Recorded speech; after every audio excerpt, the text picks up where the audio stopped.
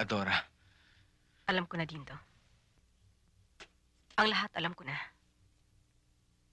Alam na pati ng buong mundo. Hinangaan kita noon. Iginalang. Ang sabi ko, wala ngang pera ito sa bulsa, pero maprinsipyo. Matino. Hindi magloloko dahil may paninindigan. Hindi manloloko ng kapwa. Hindi gagamit ng kapwa dahil may payak. Pero ano ka dito? Matupad mo lang ang ambisyon mo. Ang baliw mo ang ambisyon.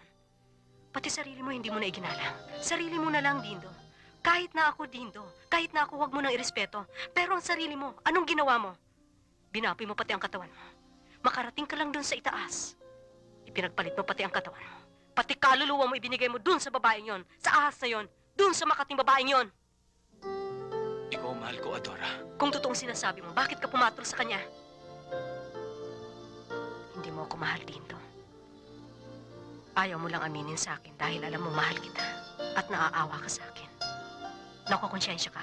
Give me a break, please! Gusto kong umangat, Adora. Kahit konting angat lang. Tinutulungan ako ni Renny. Tinatapatan ko lang ang tulong niya. Ikaw ang mahal ko.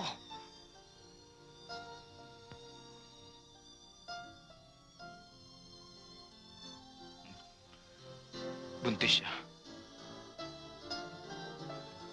At kahit magpakasal kami, ikaw pa rin ang mamahalin ko.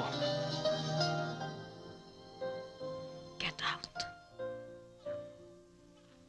Get out!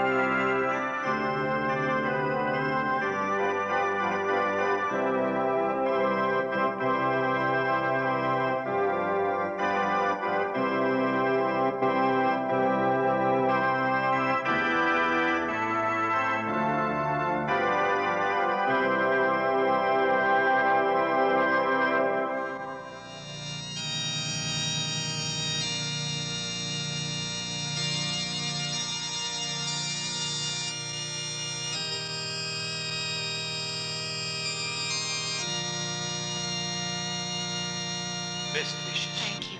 Congratulations. Thank you, Father. Now you may kiss the bride.